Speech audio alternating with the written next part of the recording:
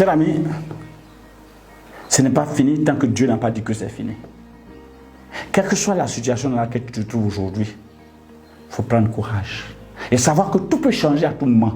La seule chose qui va faire que tu vas demeurer tel que tu es, c'est quand tu vas te considérer déjà foutu. Quand tu vas te considérer incapable de rebondir, et là, dis-toi que c'est fini pour toi. Le futur que tu vois, c'est celui qui s'offre à toi. Et Dieu est toujours d'accord avec l'état dans lequel on se retrouve. Si tu penses que tu es malheureux, Dieu dit d'accord, tu es malheureux. Si tu penses que tu es heureux, Dieu t'accompagnera, tu seras heureux. Quelle que soit la circonstance que tu vis aujourd'hui, sache que seul le changement est perpétuel. C'est d'ailleurs pour ça que quand il y a un jour, il y a une nuit. Et après la nuit, vient le jour. J'ai écouté un grand motivateur qui disait qu'il pouvait me prédire les 1000 ans à venir. Et il a ajouté qu'il peut me dire les 10 ans, les 20 ans, les 100 ans, les 1000 ans à venir. Il faut prédire ça, que nous n'oublions jamais, que les 1000 ans à venir seront pareils aux 1000 ans passés. Juste parce qu'il nous dit que les 1000 ans à venir seront jonchés d'opportunités, seront jonchés de nuit et de jour. Pendant 1000 ans, il y aura toujours matin, il y aura soir. Il y aura un jour, il y aura une nuit. Pendant 1000 ans, le soleil va toujours se lever à l'est et va se coucher à l'ouest. Pendant 1000 ans, les choses seront pareilles, rien ne changera. La seule chose qui changera, c'est toi. Donc dans la vie ne change pas, le monde ne change pas. C'est nous qui changeons. Devant des circonstances données, dis-toi que le soleil va se lever pour toi un jour. Moi, j'ai appris ça à mes dépens. J'ai entrepris 17 fois exactement. Mais je prends toujours les 14 les plus grands. Et j'ai échoué donc toutes ces fois-là. Mais chaque fois que j'ai échoué, je me suis vu rebondir parce que je me dis que ce n'est pas fini tant que Dieu n'a pas dit que c'est fini. Je me suis dit qu'à chaque fois, il fallait comme un reptile changer de peau, comme on dit. Le serpent se meut. Donc je devais changer donc cette peau-là pour revenir dans une peau nouvelle. Chaque fois que j'avais des problèmes, je me disais que cet épisode est fini. Cette page est finie. Je tourne la page. Et je lis la page suivante. Parfois, ce n'est pas la page qu'il faut changer. C'est totalement le livre qu'il faut changer. Mais il faut savoir où tu vas. Il faut avoir de l'ambition. Il faut savoir changer. Et l'histoire que je vais vous conter va nous étayer réellement ce que c'est. Que vous connaissez tous certainement, l'histoire de l'aigle. L'aigle a 3 belles histoires que j'adore. Et vous allez voir comment chacun d'entre vous peut puiser dans cette histoire ce que c'est.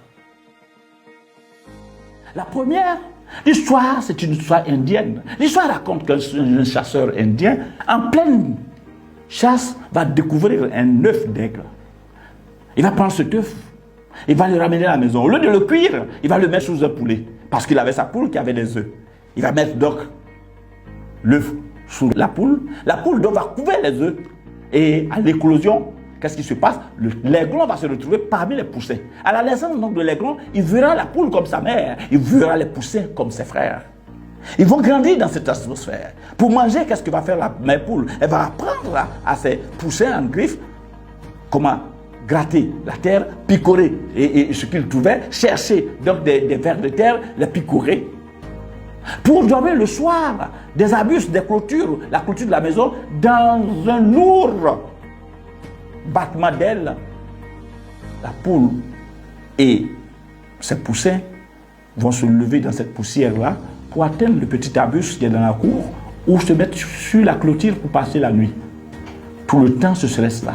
Le matin, ils vont se promener tous et le petit aiglon va grandir parmi ses frères poulets et va commencer par se rendre compte petit à petit qu'il vivait dans cette plaine-là avec les autres.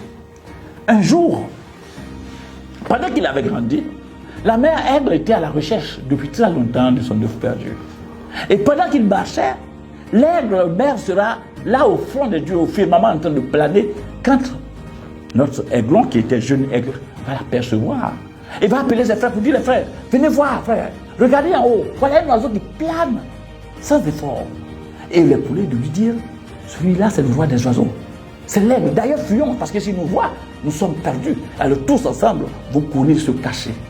L'aigle va grandir comme ça et vieillir sans jamais connaître le battement, la fronde des vers, cette beauté de se voir planer, sans jamais s'attraper de la charogne, sans jamais attraper de la proie fraîche et la manger, il va se prendre comme un poulet. Il va vieillir et mourir comme un poulet. Et cette histoire d'aigle, nombreux sont ses amis qui sont comme ça, qui se voient incapables de changer de vie. Ils sont là, ils se disent, mais je ne peux pas. Tu vois cette personne-là, une dame qui a une voiture, c'est parce qu'elle a des hommes qui le lui ont offert. Ils ne peuvent pas comprendre qu'elles peuvent aussi être au volant de cette voiture. Voir leurs amis se battre pour acquérir certains biens et vont se sous-estimer, vont penser que ce n'est pas leur devoir, qu'ils ne peuvent pas atteindre ce niveau. Chers amis, ils sont nombreux comme ça. Ceux-là qui périssent dans l'ombre et qui se voient incapables, qui pensent que c'est une fatalité. Dieu l'a voulu. Dieu n'a jamais voulu. Dieu a souhaité que tu sois ce que tu souhaites. Et donc ça, c'est la première histoire de l'aigle. Mais la deuxième histoire de l'aigle raconte que plutôt que ce soit un œuf, c'en est deux. Deux œufs. Donc celui qui ramasse les deux œufs va remettre un œuf donc, à un de ses amis qui habite un village voisin. Tous deux vont mettre les œufs sous leur poule à l'éclosion. Donc, le premier aigle du premier village, nous avons compris comment son histoire s'est terminée. Mais l'aigle continuant donc de chercher donc ses œufs, va atteindre le deuxième village pendant que l'autre aiglon et les autres poussins se promenaient et l'aigle au firmament là-bas au fond de Dieu va percevoir avec sa vision perçante ce groupe de volailles dans lesquels un avait un plumage différent. Il va se dire certainement ce devrait être un des miens. D'abord, déjà au firmament du fond de Dieu, il va pousser un cri. De son cri, tous les poussins vont partir en débandade, sauf l'aiglon qui va rester là sans bouger parce que ce cri d'aigle ne l'a pas du tout effrayé. Et à l'aigle de percevoir nettement qu'il s'agissait d'un aigle. Il va lui dire, toi, tu n'es pas un poussin, tu es un aigle, bats des ailes et rejoins-moi. Aussitôt, ce aigle va battre les ailes et va rejoindre sa mère. Oui, dis-toi que tu es un aigle et que tu dois voler. Oui, lui il a rejoint sa mère. Oui, tu es dans la basse-cour, tu ne sais pas où tu te trouves. Et quand on va te déposer dans le lieu qu'il faut, tu vas te déployer. Mon parrain dira, on ne plante jamais un baobab dans un pot. Dès que tu auras là où tu dois le planter, tu vas te développer comme ça chez toi. N'oublie pas, si tu vis une situation aujourd'hui, dis-toi parce que tu n'es pas encore là où il faut que tu croisses. Et quoi? Le moment viendra. Une circonstance, tant que tu y penses, tant que tu crois, une circonstance va se présenter à toi pour te déporter de là où tu es, comme la mère aigle en faisant signe à son fils, en lui disant, tu es un aigle et tu dois voler, et tu voleras. Il faut croire que les choses changeront un jour. Mais la dernière histoire de l'aigle, cette dernière histoire qui est celle-là, qui est la suite du début de ce message, pour vous montrer combien de fois, si les choses ne vont pas, les choses peuvent aller autant que vous le désirez. L'histoire raconte que l'aigle, c'est l'oiseau qui vit longtemps.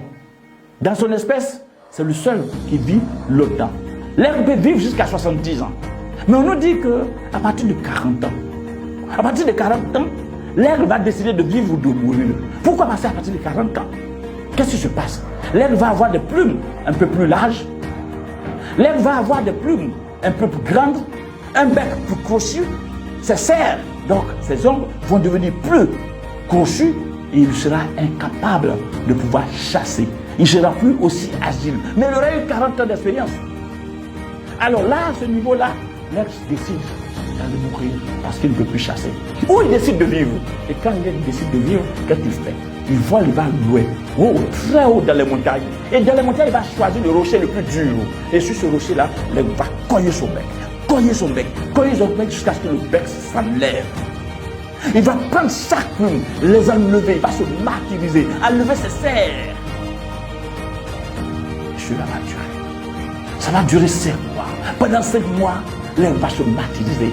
Mais pendant ces 5 mois, qu'est-ce qui va se passer? De nouvelles plumes vont pousser. Un nouveau bec mignon va pousser. De nouveaux serres. Vous imaginez un corps léger, agile, avec une expérience de 40 ans à l'intérieur.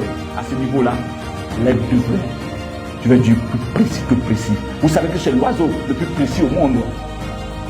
Sur 14 poids chassés, il en a 13. Et il prend un. Et c'est ça qui fait de lui le meilleur oiseau du monde.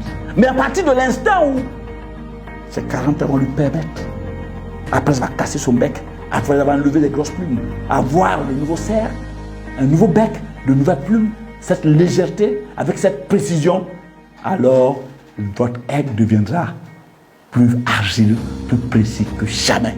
Mais d'entrée, n'oubliez pas qu'il s'est d'abord matérialisé. À quelle étape de ta vie tu te trouves? Accepte que tu as échoué. Accepte que tu es au fond, mais crois qu'à l'intérieur, même si on te met dans un slip, on te jette au désert, tu vas transformer ton désert en paradis. Et ça, c'est la clé des leaders. C'est ce que les leaders savent faire. À chaque circonstance, comment casser son bec, enlever ses plumes, enlever ses fers, ses serres, pour que un nouveau bec pousse, de nouvelles plumes poussent pour devenir agile. Cher ami, il faut y croire. Actuellement, ce que tu vis, ce n'est pas pour t'éteindre. La souffrance n'a jamais tué. Il faut croire. Ce sera pour toi d'être en train d'enlever tes plumes. Ce sera pour toi d'être en train de cogner ton bec contre le rocher. Quand tu auras fini de cogner ce bec-là, bientôt on se verra et tu me diras, coach, j'ai cogné mon bec. J'ai enlevé ce bec. J'ai enlevé les plumes. J'ai enlevé mes serres. J'en ai souffert. Mais aujourd'hui, je mange à une table que j'ai souhaité. Je vole au firmament de Dieu. Je plane sans effort. Et je suis précis quand il s'agit de prendre une voie. Ne l'oublie jamais. Ce n'est pas fini tant que Dieu n'a pas dit que c'est fini. Coach Gaz.